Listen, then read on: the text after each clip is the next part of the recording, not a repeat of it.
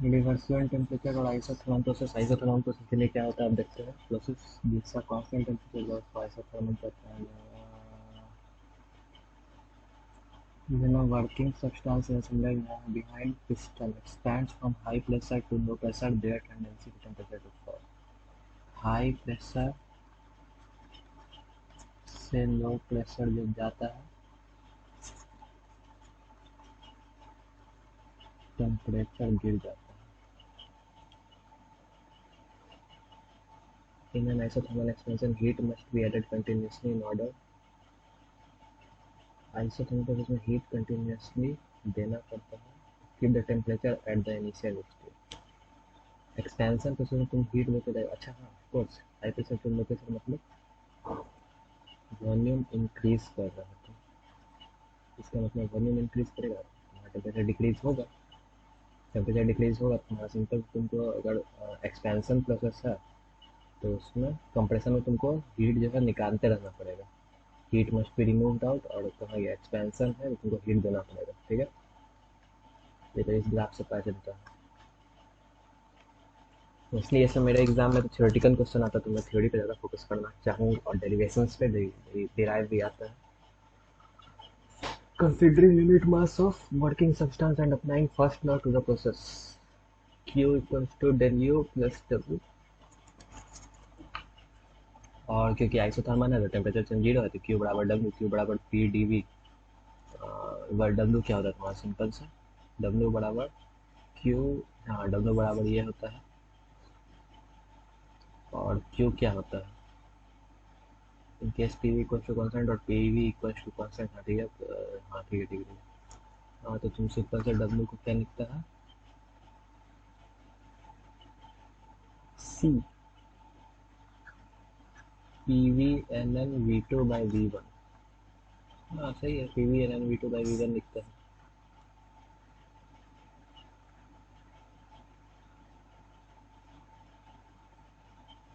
P del V N N V two by V one, P V equal to constant. देखते आगे लिखा हुआ next page पे। हाँ P one we one,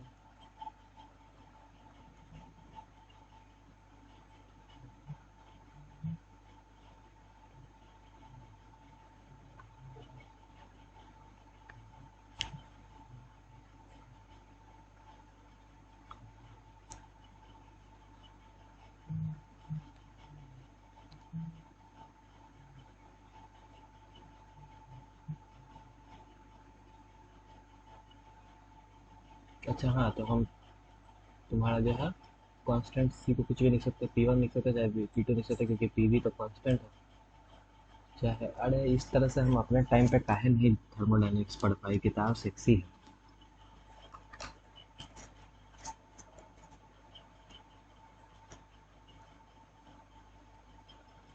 reversible adiabatic process P V equals to gamma equals, P V का power gamma equals to constant reversible adiabatic process होता है। इसका डेरिवेशन पढ़े थे हम, मतलब ड्राइव किए थे पहले, इसमें पता नहीं डेरिवेशन दिया है कि नहीं। हाँ डेरिवेशन दिया हुआ है, इसका डेरिवेशन थोड़ा लंबा जाता है ऑब्वियसली, यहाँ भी लंबा गया है।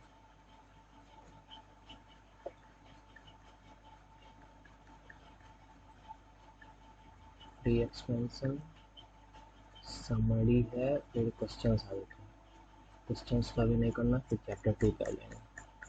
चैप्टर 2 तुरंत निपटाएंगे। हाँ ये इसका डेरिवेशन देख लेते हैं।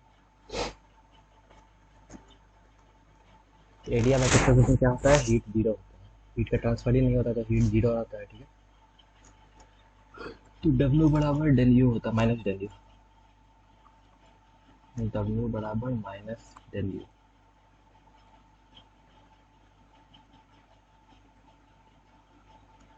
अब W बराबर माइनस डेल यू अगर है, यहाँ से फिर हम शुरू करते हैं।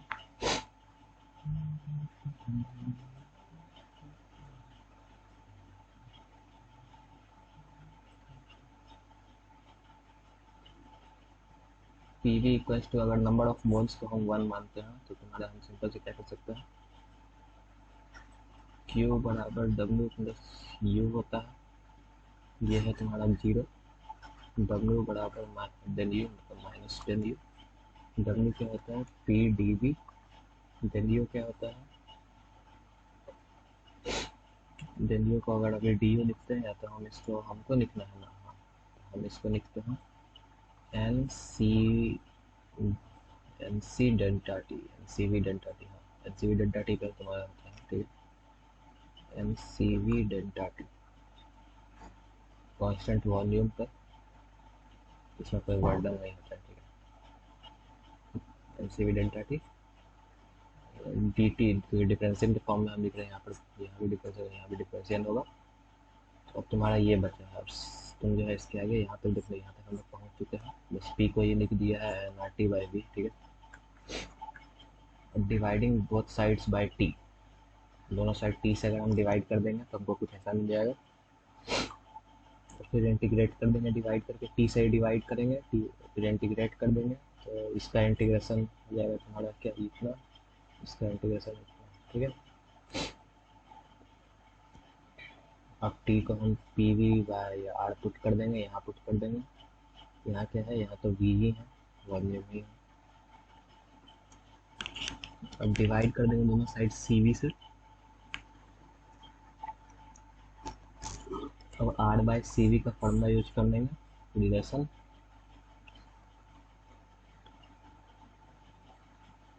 बस फिर सिंप्लीफाई कर देंगे।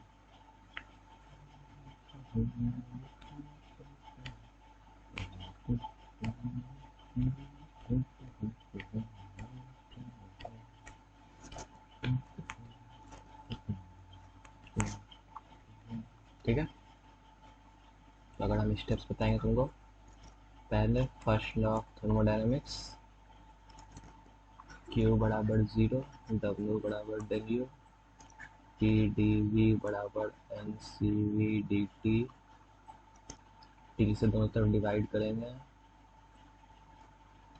Divide by T, integrate, divide by C V, use R by CV relation,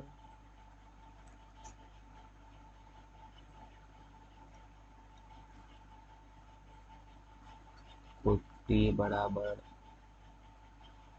PV by R, solve, तो इतना ही है स्टेप्स इसको डिराइव करने का, लंबा डेढ़ सौ थोड़ा आई ना आएगा। वर्क का एक्सप्रेशन क्या आएगा, वर्क का एक्सप्रेशन अगर हम डिवाइड कर जाएंगे, किसमें है ये, हम किसका बात कर रहे हैं, रिवर्सिबल एडियाबैटिक प्रोसेस का बात कर रहे हैं, रिवर्सिबल एडियाबैटिक प्रोसेस में वर्क का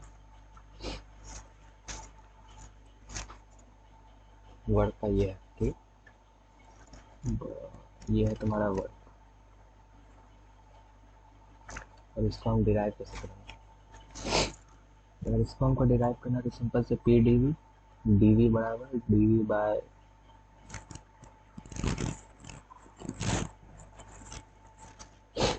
अब टी के जगह हम इसको पुट कर दिए, क्योंकि पी वी का पावर गामा पी वी का पावर गामा इक्वल कॉन्स्टेंट है, ये इसका एक रिलेशन है सिंपल से, ठीक है ना, तो दिखा नहीं रहा है ये बस एक रिलेशन, और अगर ये एक रिलेशन है तो फिर हम क्या कर सकते हैं इसके बाद, कि सी डी वी में वी का पावर गामा, ठीक है, सी का मैं बाहर, वी का पावर गामा ऊपर नीचे तुम्हारा हो जाएगा, उससे V one minus V two simple कर देंगे, ऐसे सिंप्लीफाई कर देंगे, ऐसे सिंप्लीफाई कर देंगे, ऐसे में आ जाएगा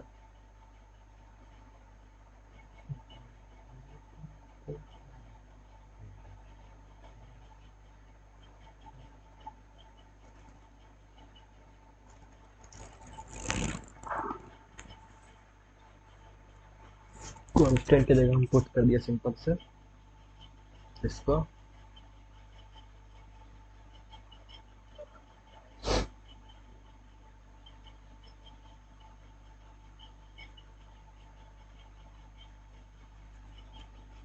पी वन बाई में गामा, ठीक है, कैसे कैसे किया फिर से बता देता हूँ, डब्ल्यू बराबर integration P dot D V P की जगह सी बाई वी का पावर गामा, फिर इंटीग्रेट, फिर सी के जगह P1 V1 और एंड P2 V2। ठीक है, अब रिलेशनशिप बिटवीन टीवी टीपी ऐसे ही करके तुम निकाल सकते हैं। ठीक है ना, टीवी को एफएनआईटी का यूज करके। पॉलीट्रॉपिक प्रोसेस, हाँ पॉलीट्रॉपिक प्रोसेस पीवी का पढ़ा, इसका भी डेरिवेशन पढ़ना है हम लोग को, पहले पढ़ा था हम जेई टाइम में पढ़ा था, फिर सब पढ़ना है। इसके बाद क्या क्या था, फ्री एक्सपेंशन तो बस समरी पढ़ेंगे, हो गया, कुछ ही पेज आखिरी है बस, यही पॉलीट्रॉपिक और फ्री एक्सपेंशन। ठीक है, फिर चैप्टर 1 खत्म हो जाएगा, फर्स्ट लॉ से खत्म होगा, सेकंड लॉ बाकी है। ठीक है, सेकंड लॉ के बाद फिर हम लोग को और भी कुछ कुछ चीज़ पढ़ा, जैसे ऑटो साइकिल, फिर diesel cycle, dual combustion cycle. ठीक है, पॉलीट्रॉपिक रिवर्सल प्रोसेस, बहुत सारा process in many approximate to form PV का power n both vapours and also internally reversible. Polytropic process क्या होता है? It is found that many processes in practice approximate to reversal from PV का power n equals to constant। बहुत सारा process इस form का होता है। सभी तक तुम बहुत सारा पढ़ लिया, रिवर्सियल रिवर्सियल। अब एक जनरल प्रोसेस जिसका फॉर्मूला है पीवी का पावर n, वो कैसे होता है? कोई भी रिवर्सियल प्रोसेस में तुम्हारा डब्ल्यू जो है ऐसा होता है। ठीक है, ए रिवर्सियल प्रोसेस में क्या होता है, इसमें ऐसा होता है, रिवर्सियल में क्या होता है, पी डेल वी, सिंपल।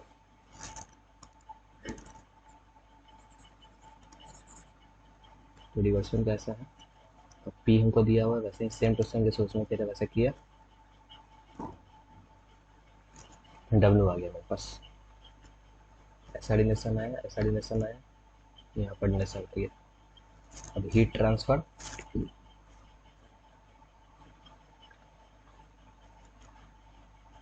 तो तुम्हारा ऐसा ऐसा,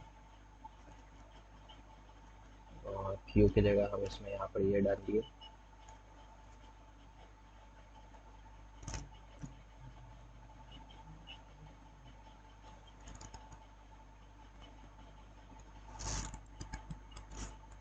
और perfect gas using non flow energy equation ये है। ठीक है, डब्ल्यू की जगह ये डाल दिए, इसकी जगह ये डाल दिए, आगे करके इसका माइनस में कर दिया, सी वी की जगह हम इसका यूज़ कर सकते हैं। तो अगर हम यहाँ देखेंगे तो यहाँ पर कुछ ऐसा ही आया था मेरे पास,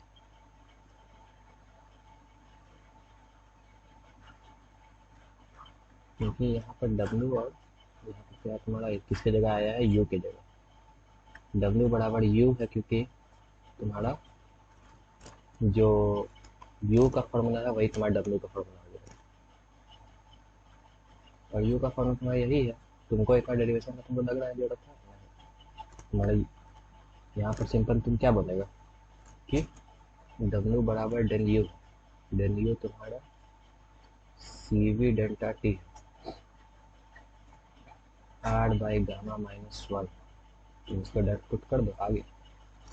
अब या तो करने का तो मैं से इंटीग्रेट करके भी कर सकता है, दोनों तरफ से तुम्हारा प्रूफ होता है। ठीक है, तो वैसे यहाँ पर भी वही किया है।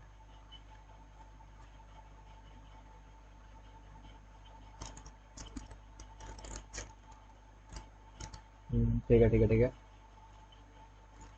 अब प्रेशर क्या है, स्टेट वन से, अच्छा polytropic process the index and depends only on heat and work quantities. ठीक है, in a polytropic process the index and depends only on heat and work quantities during the process. The various processes considered for a perfect gas.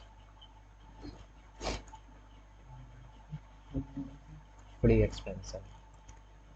Consider to be a perfectly thermally insulated evacuated. जब simple है तुम्हारा क्या, piston लगा हुआ है, यहाँ पर piston के ऊपर कुछ है ही नहीं जो इस पर प्रेशर डाले, तुम्हारा गैस जितना भी एक्सपेंड होगा ये बढ़ते जाएगा बढ़ते जाएगा बढ़ते जाएगा, यही तुम्हारा फ्री एक्सपेंशन है।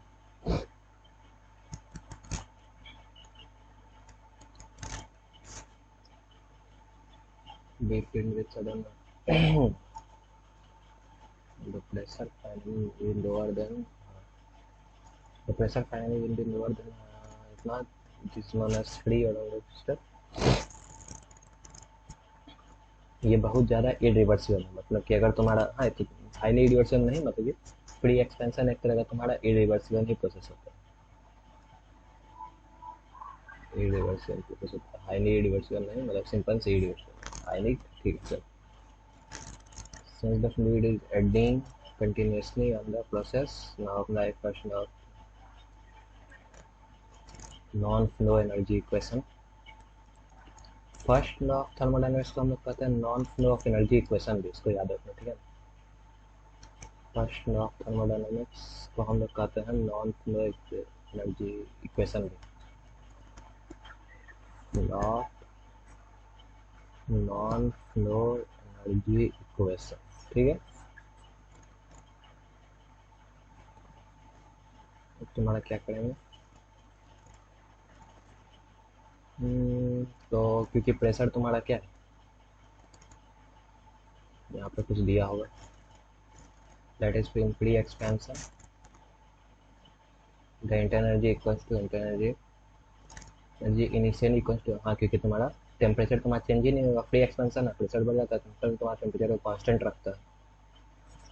तुम इसमें जितना एनर्जी देगा वो वॉल्यूम के फॉर्म में बढ़ जाएगा, वर्क कर देगा। अच्छा ठीक है, सिंपल से सोचो, अगर तुम इसका यूज़ करता है डब्ल्यू प्लस टेन, तुम जितना भी एनर्जी इसमें देगा ये तुम्हारा वर्क के फॉर्म में चेंज जाएगा, इसको कांस्टेंट बना देगा, इसको कांस्टेंट बना देगा, और तब टेम्परेचर चेंज नहीं हुआ, टेम्परेचर चेंज नहीं हुआ, तुम सिंपल से P V equals to N R T में तुम्हारा P V equals to constant हो जाएगा, तो टी वन बराबर टी टू हो जाएगा, ठीक है। P V equals to constant तुम कह सकता है इसमें फ्री एक्सपेंशन में, हो गया।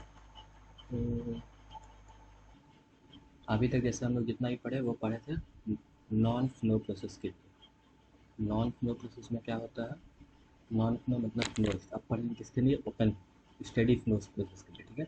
स्टेडी फ्लो प्रोसेस के लिए सबसे पहला चीज़ जो पढ़ना है वो है स्टेडी फ्लो एनर्जी इक्वेशन। तो सबसे पहला और सबसे इम्पोर्टेंट चीज़ यही है, इस पे शायद एडवांस 2023 में, इसका मेरे ही टाइम पर एक क्वेश्चन आया था, इस पे जहाँ तक हमको याद है, हाँ ऐसा ही कुछ क्वेश्चन था, चिमनी वाला प्रॉब्लम, ठीक है।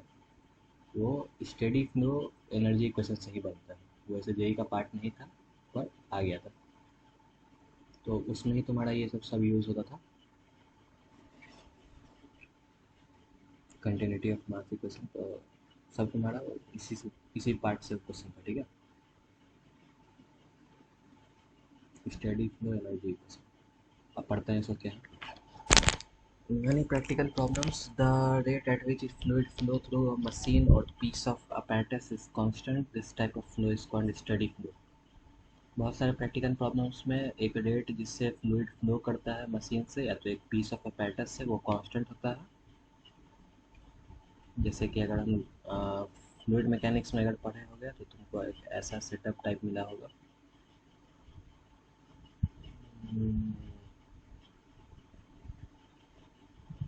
ऐसा ही करके मिलता है उसमें फ्लूइड मैकेनिक्स में, और यहाँ पर तुम्हारा ये जो रहता है, जितना तुम्हारा रेट ऑफ फ्लो इधर से है उतना ही रेट ऑफ फ्लो इधर से रहता है। अभी तो शायद भूल भी गया, रेट ऑफ फ्लो का एक फार्मूला था, सिंपल से छोटा सा रीडिंग जैसा था कि यहाँ ये X one Y one equals two X two Y two, ऐसे भी कुछ था, ठीक है। एक्स वन किया वाई वन बन गया, ठीक है, चलो छोड़ो।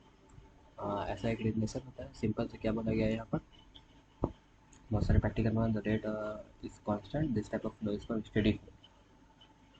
तो following assumptions are made in system analysis, इसको एनालाइज करने के लिए तो बहुत सारे assumptions किए गए हैं, कौन कौन से assumptions देख लेते हैं। The mass flow through system remains constant. Fluid is uniform in composition. The only interaction between system and surrounding are work and heat. The state of fluid at any point.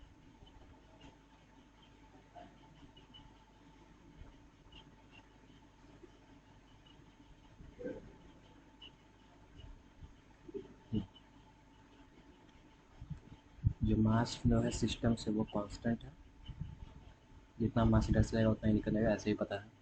Fluid is uniform in composition, fluid uniform है composition, uniform fluid है, मतलब ऐसा नहीं कि कहीं ज़्यादा गाढ़ा कहीं कम गाढ़ा, the only interaction between system and surroundings are work and heat. सिर्फ एक ही इंटरेक्शन है सिस्टम और सराउंडिंग में, जो कि है वर्क और heat. The state of fluid at any point remains constant with time. कोई भी टाइम पे तुम फ्लूइड देखो सेम ही रहता है, ये नहीं कि टाइम के साथ उसका ग्रेडियंट चेंज, मतलब जो ही बनेगा उसका वो चेंज नहीं होता, ग्रेडियंट नहीं बनेगा, तो जो भी है चेंज नहीं होता, ठीक है। In the analysis only potential kinetic and flow energy is आज कंसिडर। एनालिसिस में सिर्फ पोटेंशियल काइनेटिक और फ्लो एनर्जी कंसिडर किया गया, कोई भी एक्स्ट्रा एनर्जी कंसिडर नहीं किया गया। अब इसको करते हैं डिराइव हम खुद, इसमें बड़ा इंटरेस्ट है, ठीक है। Figure 4.30 shows schematic flow process open open system जो हम बनाया वही बनाया हुआ है सिंपल, या तो जो ये बनाया है वही हम बनाए थे, कर सकते हैं जो भी है। So schematic flow process of open system, open system in one वो may cross the boundaries of the system, यहाँ से बाउंड्री से निकल सकता है। वाइड रेंज ऑफ एनर्जी मैटिक let the system be an automatic engine with inlet manifold at the first state point and exhaust at the second point. There would be interchange of chemical energy in the fuel, kinetic energy of moving particles in the gas is transferred, ठीक है। Sir यही होता है A1 V1 equals to A2 V2, formula होता है steady flow का, यही वाला जो याद बता रहा हूँ। तो हम अगर देखते हैं तो यहाँ क्या देखेंगे, U1 plus C1 square by 2 plus Z1 plus P1V1 plus Q equals two ये। अब यहाँ कौन क्या क्या है वो देखना है तुमको,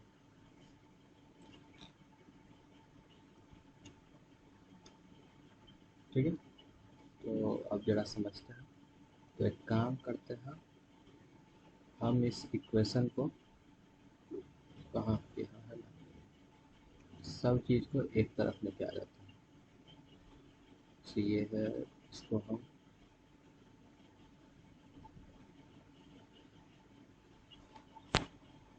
छोटा कर देते हैं,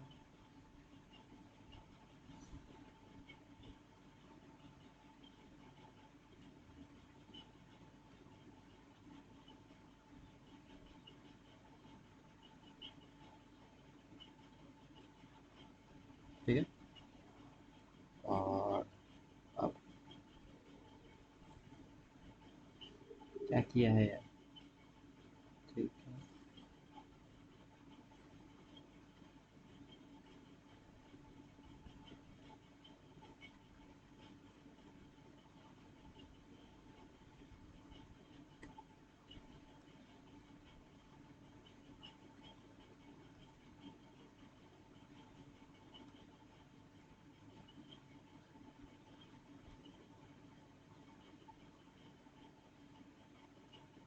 तो यहाँ से मस्त समझ में आएगा सब चीज़।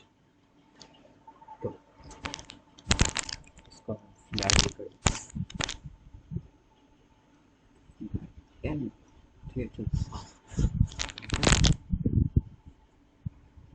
यू जो है वो क्या है, इंटरनल एनर्जी। सी क्या है, वेलोसिटी ऑफ फ्लूइड। Z1 क्या है, height above datum. Datum height above datum तुम कर सकता है, ये है Z, सही है, ये है Z। P1V1 तो पता ही है, energy required for 1 kg of fluid. PV क्या है, energy required for 1 kg of fluid.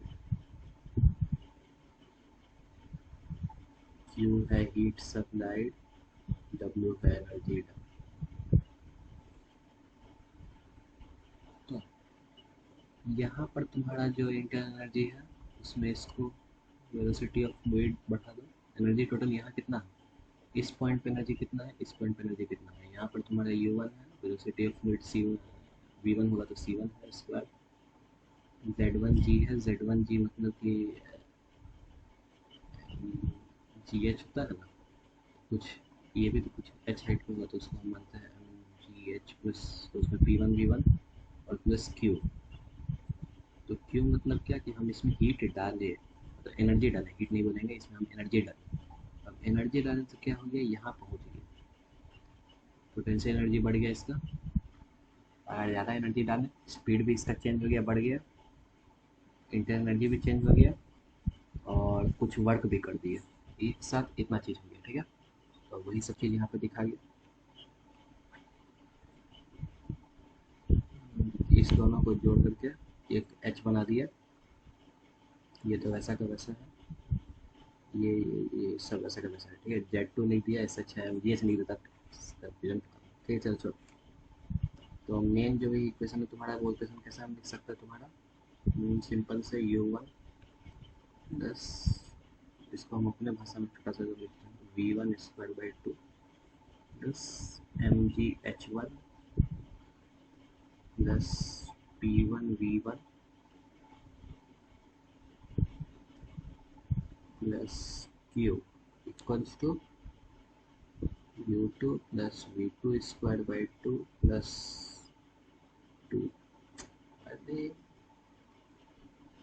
2 MgH2 plus P2V2 plus W, ये हुआ टोटल। ठीक है, सिंपल से इसको ऐसे ही याद रखना है, इसको याद रख लो, इसमें कोई दिमाग नहीं लगाना। डेटम प्लेन है, डायग्राम याद करो, इसको याद कर लो। V जो है A, मास फ्लो रेट बराबर CA by V,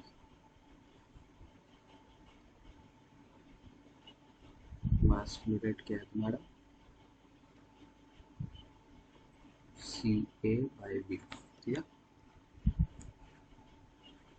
continuity of mass equation क्या होता है,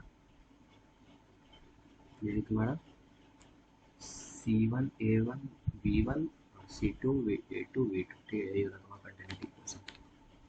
अब अगर हम जाते हैं नीचे तो एनर्जी रिलेशन बहुत सारा आता है, जैसे इसको ही हम m से मल्टीप्लाई कर देंगे, इधर भी m से मल्टीप्लाई हो जाएगा।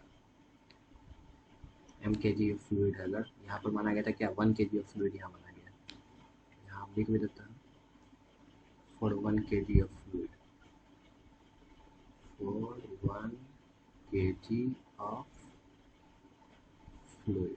अगर m kg है तो उसमें m से मल्टीप्लाई होगा,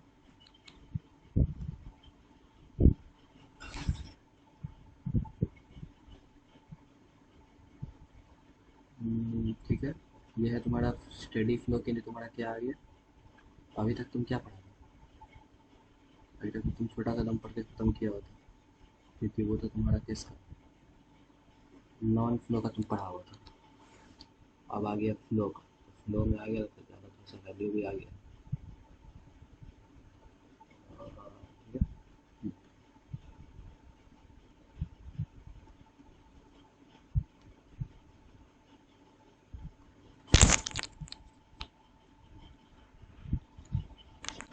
Current energy is a function of temperature only and it is a point function.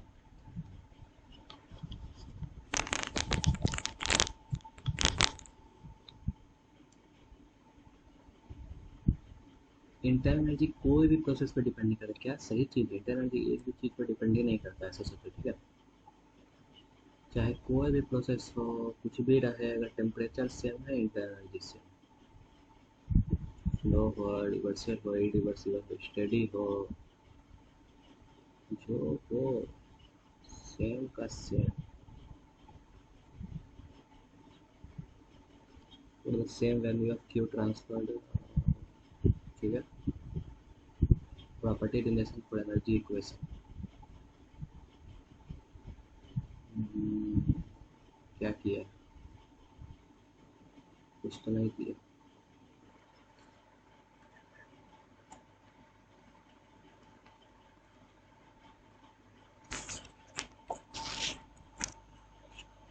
Simple से यहाँ भी हम देख सकते हैं क्या किए हम, एच बराबर U plus P V, D H बराबर ऐसा इसको डिफ्रेंशिएट कर दिया, डी एच बराबर डी क्यू प्लस कट कर दिया,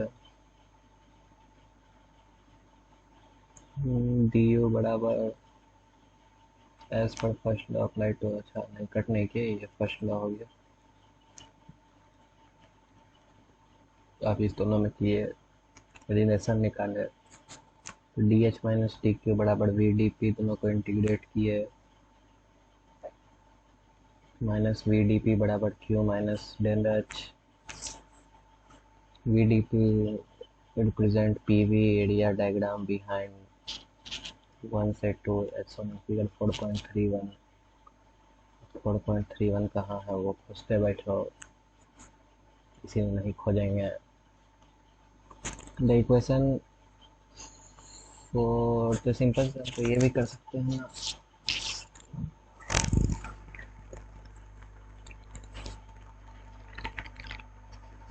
ठीक है चलो छोड़ो। मास फ्लो का इक्वेशन हम ऐसे ऐसे करके लिखा है। Substituting the value of d Q बराबर d U plus P D V, d Q बराबर ये प्लस ये प्लस ये प्लस ये प्लस ये। देखो sir 4.47 for unit mass flow, 4.47 वाला यही तो है सर। हाँ यही तो है for a unit mass flow.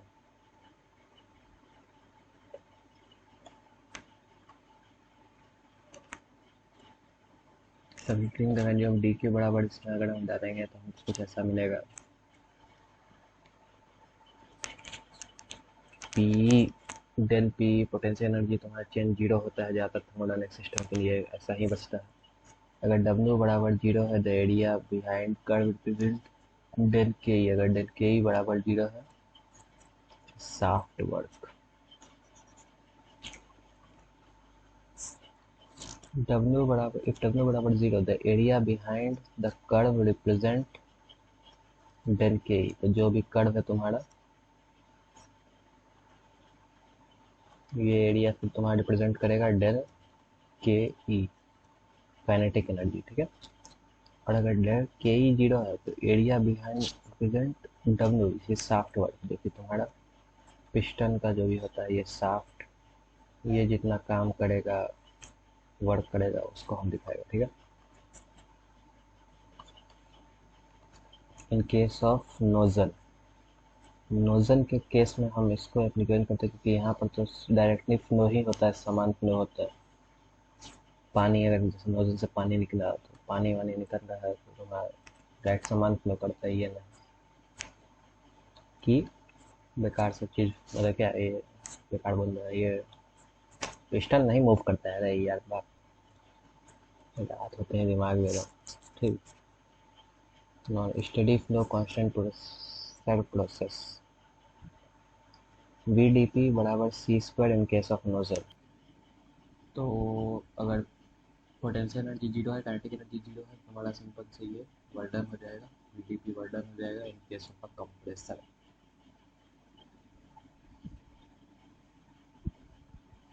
Nozzle के केस में तुम देख सकता है VDP बराबर सी स्क्वायर, जो कि तुम्हारा वेलोसिटी। तो ये बताता है कि नोजल के केस में सिर्फ काइनेटिक एनर्जी फ्लो करेगा, कोई वर्क डन नहीं होगा, ठीक है। कंप्रेसर के केस में तुम्हारा ये पिस्टन वाला चीज़ है, यहाँ पर सिर्फ तुम्हारा वर्क डन होगा और कुछ हुआ नहीं, ठीक है। PDB और VDP ऐसे ऐसे दिखाता है, तो हम बताएंगे कि देखना है, हम यहाँ पर बनाए हैं ऐसे ही जान बुझ के, ठीक है ना।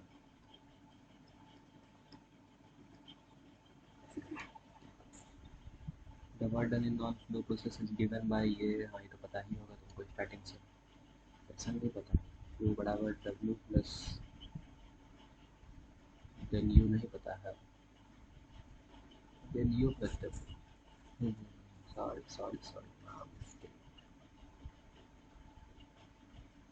अरे सिंपल से हम जाएंगे तो Q बराबर W प्लस डेल यू था, सही सही। ये नहीं ये पता ही नहीं होगा आइसोथर्मल के लिए क्या होता है, जीरो होता है। Steady flow constant pressure process, इसमें क्या करते हैं steady flow constant volume process. अच्छा स्टेडी फ्लो पेन सिस्टम के लिए integral VDP constant pressure sign constant वर्डन, तो ओके ओके, वर्क डन यहाँ पर तुम्हारा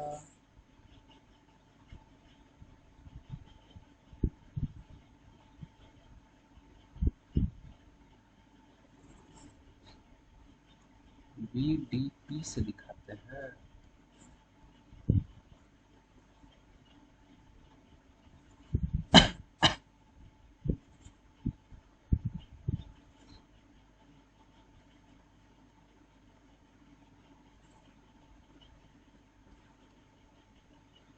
steady flow constant, steady flow constant pressure वाला प्रोसेस।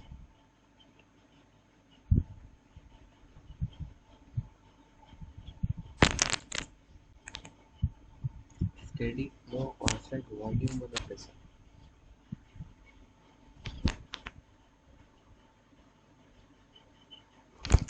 तो हम ऐसा कह सकते हैं क्या क्या कि क्लोज्ड सिस्टम में तुम्हारा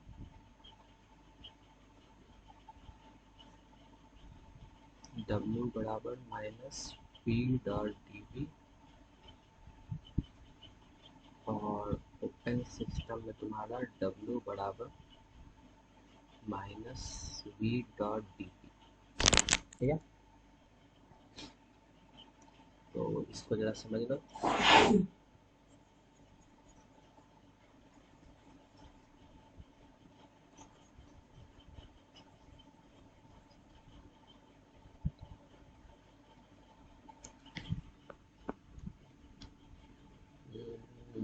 ठीक है ठीक है ठीक है ठीक है ठीक है।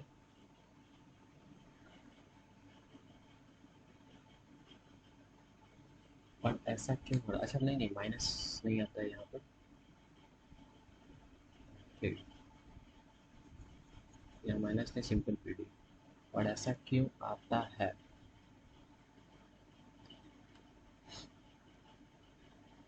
ड्यूरिंग नॉन फ्लो प्रोसेस तो ऐसा देता है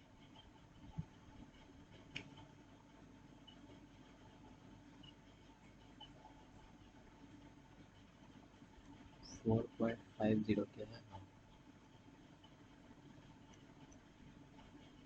4.50 तुम्हारा ये है।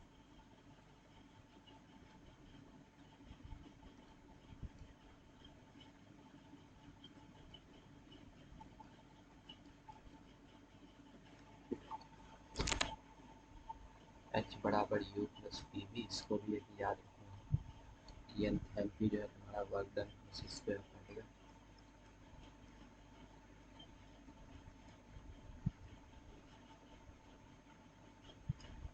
Steady flow constant, steady flow constant temperature process. Temperature अगर कांस्टेंट है तो P V equals to constant आ जाएगा, तो वी की जगह इसको पुट कर देंगे, फिर इंटीग्रेट कर देंगे, हो जाएगा P1 B1 NN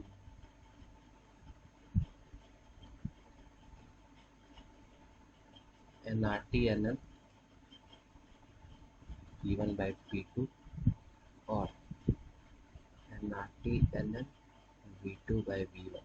दोनों रिलेशन होता है, दोनों तो सेम टाइम होता है, सेम रिलेशन आया देखिएगा यहाँ पर, सेम रिलेशन है। ठीक है, बस पी वी को NRT यूज़ करके तुम यहाँ से यहाँ जा सकते हो, यहाँ से यहाँ जा सकते हो। पर हम इसको अलग अलग कहाँ पढ़े थे? इसको पढ़ा था हम लोएस्ट में, इसको पढ़ रहे हो ओपन में, तो ये बस उसमें अलग हो गया ना।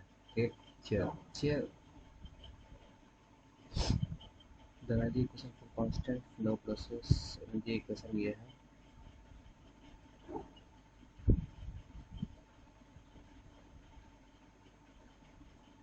गैस का बराबर हो जाएगा energy equation for constant volume.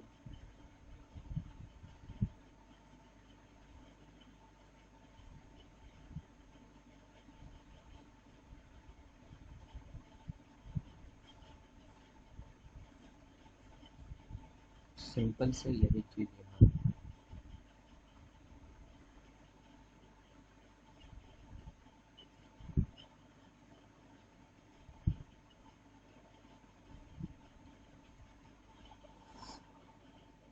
अब पढ़ते हैं इसका applications. Steady flow energy equation को, ये है स्टडी फ्लो एनर्जी इक्वेशन। अब पढ़ना है हमको इसका एप्लीकेशंस, जो कि पूछा जाता है सैडली एग्ज़ाम में। बहुत दुख है इस बात का, पर ठीक चलता है। चल, क्या पढ़ना है हमको इसमें? क्या पढ़ा? और इसको करो छोटा। चल, कहाँ गया? Q बराबर 0,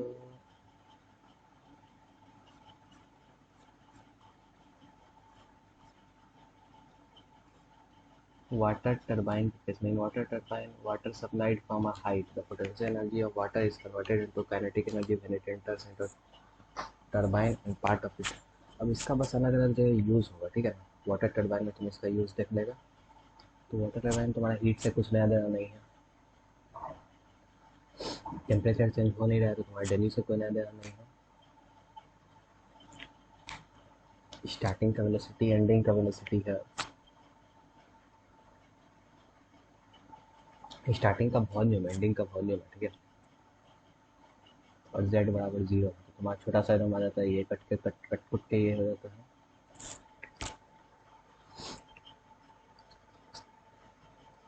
कट कुट के अगर ये हो गया तो बस तुमको पढ़ना है उसका। Okay okay okay okay okay okay, कुछ और नहीं पढ़ना है, बस यही पढ़ना है, ठीक है। स्टीम या तो गैस टर्बाइन, इसके केस में Z1 इक्वल टू Z2 होता है, बाकी सब चीज़ होता है। स्टीम में क्या होता है, द गैस टर्बाइन और gas passed out through turbine and part of its energy is converted into work in the turbine. This output of turbine runs a generator to produce electricity. The steam or gas leaves the turbine at lower pressure or temperature, जो भी है। Centrifugal water pump, सबका diagram भी देखना है क्या। Work is required to run the pump and may be supplied from external source. तो यहाँ Q इक्वल टू 0 और del U इक्वल टू, तो एक बार हमें पता है सब में हाईलाइट कर दिया था। इस बार हाईलाइटर में कलर होगा चेंज, हाईलाइट करेंगे रेड से क्योंकि है जरूरी चीज।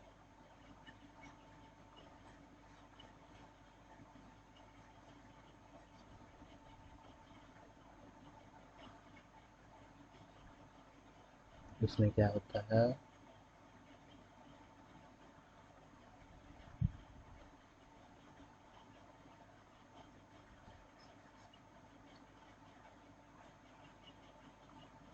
इसमें क्या होता है,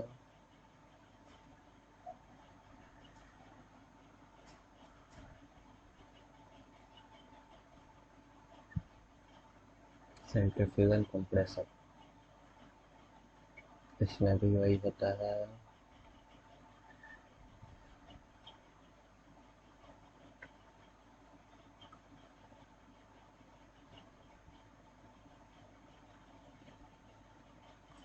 एक सेकंड, यहाँ क्या था, z बराबर 0 था, x प्लस c1 स्क्वायर, हाँ यही है जो यहाँ है।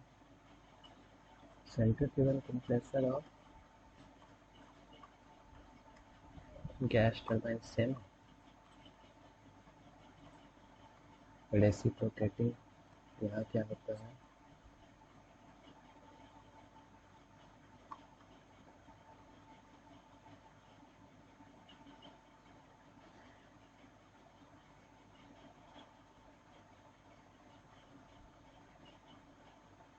बॉयलर में क्या होता है,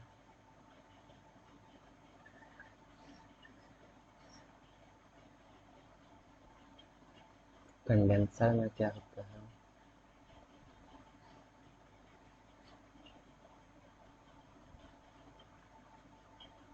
इवेपोरेटर में क्या होता है,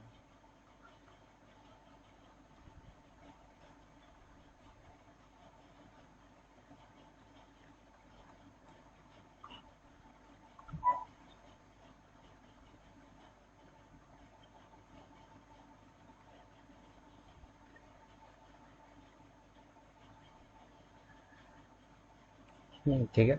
इवेपोरेटर में हम बाहर से अंदर हीट देते हैं, कंडेंसर से, कंडेंसर में तो तुम्हारा क्या होता है, Q निगेटिव होना चाहिए।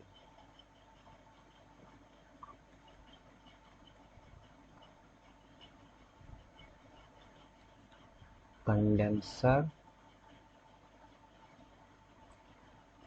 हीट बाहर से अंदर, Q पॉजिटिव, इवेपोरेटर, उल्टा क्यू नेगेटिव, स्टीम नोजल, यहाँ क्या होता है,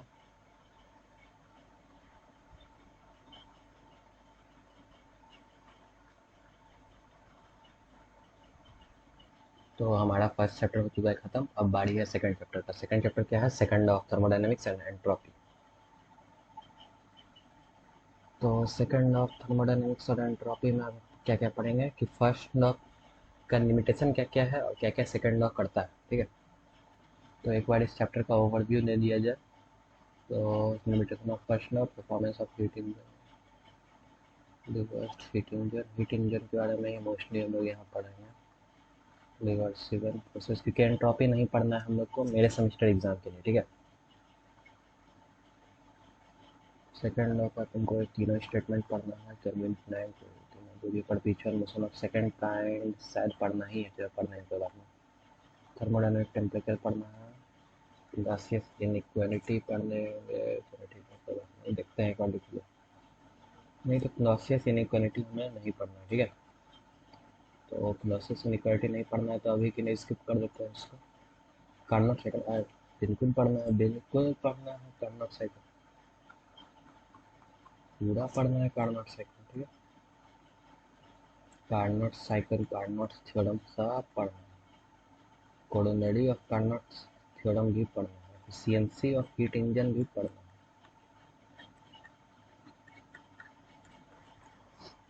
ठीक है। बस शायद इसके बाद तुमको फिर इसमें नहीं दिया रहेगा, ठीक है ना। बस उतना ही पढ़ना है, थोड़ा सा एंट्रोपी का इंट्रो बस लेना है, एंट्रोपी का इंट्रो पढ़ना है और बस हो जाएगा काम खत्म। तो देख लिया ओवरव्यू चैप्टर का, अब पढ़ते हैं चैप्टर।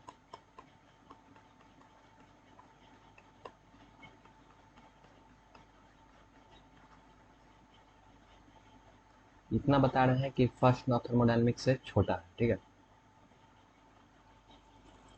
तो ठीक है, स्टार्ट करते हैं। तो वापस से हाईलाइट ग्रीन कर देते हैं। It has been observed that energy can flow in from a system in the form of heat or work. The first law of thermodynamics sets no limit to the amount of heat energy which can be caused. A limit is imposed, however, as a result of principle of however, the result of the principle enunciated in the second law is stated that heat will flow naturally from one energy reservoir at a lower temperature but not in opposite direction without rest. ठीक है, मतलब simple. This is very important because heat energy operates within two energy reservoirs at different temperatures. Further, the first law establishes the equivalence between the quantity of heat used in the mechanical work but does not simply specify the conditions under which the conversion of heat into work is possible. Same चीज़ को दो तरीके से बोला हुआ, ठीक है। अब क्या बोलना है बताते हैं। सिंपल तुमको बोला हुआ है कि फर्स्ट लॉ ऑफ थर्मोडायनेमिक्स वो क्या बताता है कि अगर हम Q बराबर W plus P T V, क्या लिख दिया, डेल यू, ठीक है। तो डेल यू बराबर W plus minus W plus, तो क्या कहता है, सिंपल से यही कहता है तुम्हारा कि ये तो तुम बोल दिए कि वर्क करेंगे तो हीट ट्रांसफर होगा, मतलब जो भी है इसको कांस्टेंट रखने के लिए, ठीक है। पर अगर मानते हैं कि इसका टेम्परेचर दूसरा है, इसका टेम्परेचर दूसरा है, तो यहाँ से तुमको इसमें वर्क करना आसान है। मान लो इसका टेम्परेचर अगर तुम्हारा ज़्यादा है और इसका टेम्परेचर कम, तो तुम इस पर आराम से वर्क कर सकते हो। पर अपोजिट में वर्क करना तुम्हारे लिए थोड़ा मुश्किल है, ठीक है। यही बना है यहाँ पर, अगर तुम देखेगा तो sets no limit to the amount of energy, तुम कितना भी दे सकते हैं ऐसा नहीं है। तुम देगा तो धीरे हीट बढ़ते जाएगा, तो हीट बढ़ेगा तो तुमसे देना तुमको मुश्किल हो जाएगा। Heat will flow naturally from one energy reservoir to another at a lower temperature, but not opposite without assistance. तुमको अगर ज़्यादा टेम्परेचर में डालना है तो तुमको थोड़ा सा एक्स्ट्रा एफर्ट डालना पड़ेगा, ठीक है। उसी कंसिस्टेंस का नाम दिया एक्स्ट्रा एफर्ट को. This is very important because the heat engine operates between two energy reservoirs at different temperatures. Further, the law of thermodynamics establishes equivalence between quantity of heat used and the mechanical work done. Second तुम्हारा ये क्या बताता है कि quantity of heat used and mechanical work and the mechanical work, quantity of heat used and the mechanical work, but does not specify the conditions under which the conversion of heat into work is possible. Neither the direction in which heat transfer can take place. This gap has been bridged by the second law of thermodynamics. Further, the first law of thermodynamics establishes equivalence between the quantity of heat used, but does not specify. ये condition नहीं बताता तुमको first law कि किस case में possible है किस case में नहीं है, और ये भी नहीं बताता कि किस डायरेक्शन में तुम्हारा हीट फ्लो करता है. जैसे बता ना कि हायर से लोअर टेम्परेचर में तब फ्लो करता है. ये तुम्हारा सेकेंड लॉ कवर किया हुआ है. ठीक है,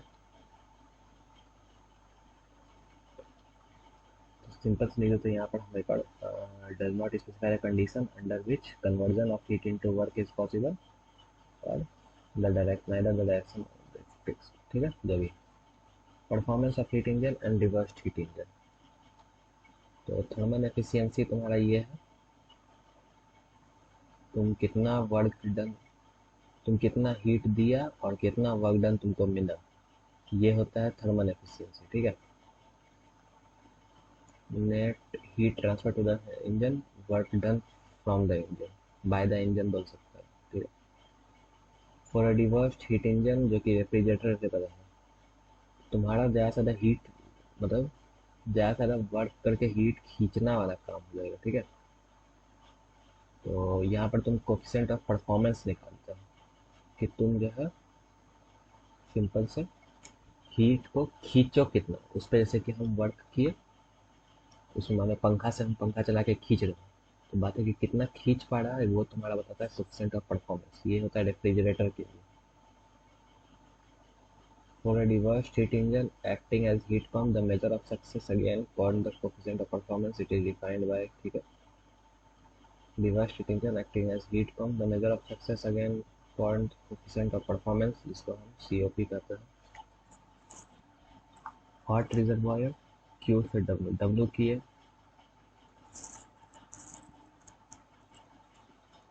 W किए, इससे खींचा और इससे खींच के हॉट रिजर्वायर में डाल दिया. ठीक है, वर्क डन किया तो इसमें डाल दिया. यहाँ हम हीट दिए तो ये W किया और कुछ हीट बाहर निकाल दिया. तो हमको W यहाँ कितना मिला, यहाँ हमको हीट कितना मिला, 1 2. यहाँ से खींच करके इसमें डाल दिया हॉट रिजर्वायर. ठीक है, यहाँ पर 1 ये 2.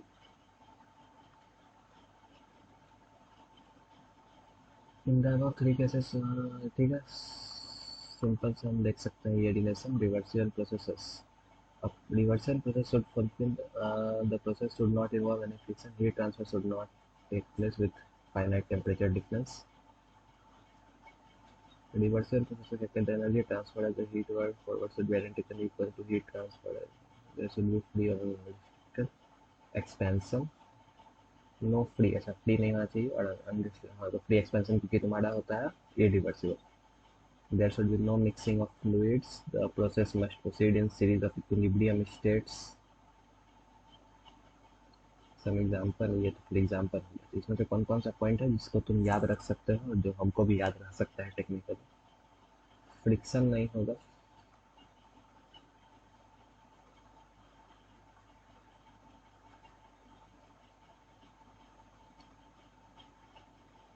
the heat transfer as heat and work during forward process is equal to heat transfer as heat reversal process. Free expansion नहीं होगा, याद रहेगा. The process must proceed in series of equilibrium states. ठीक, ये 4 पॉइंट याद रखें जो हमको भी रह जाएगा. और चारों को कहना एक तरह से सेम ही है, कोई फ्रिक्शन नहीं रहेगा, मतलब कि आराम से आगे पीछे कर सकते हैं. आगे पीछे आगे पीछे आगे पीछे. ठीक है, आगे पीछे कर सकते हैं. यहाँ पर भी अगर तुम देखेगा तुम्हारा हीट और वर्क जितना फॉरवर्ड प्रोसेस में जाता है energy transfer as heat and work in the forward process should be identical equal to, वहाँ पीछे आता है। आगे पीछे नहीं होना चाहिए, आगे पीछे कर सकते हैं और बहुत ज़्यादा आगे नहीं जाना चाहिए, मतलब जो भी है फ्री एक्सपेंशन नहीं होती, ठीक है। और इक्विलिब्रियम स्टेट आगे पीछे, ठीक है। Preferred because devices reversible processes are preferred because devices which work such as engines or turbines reversible process delivers more work than corresponding irreversible process। irreversible process के कंपैरिजन में ज़्यादा वर्क देता है।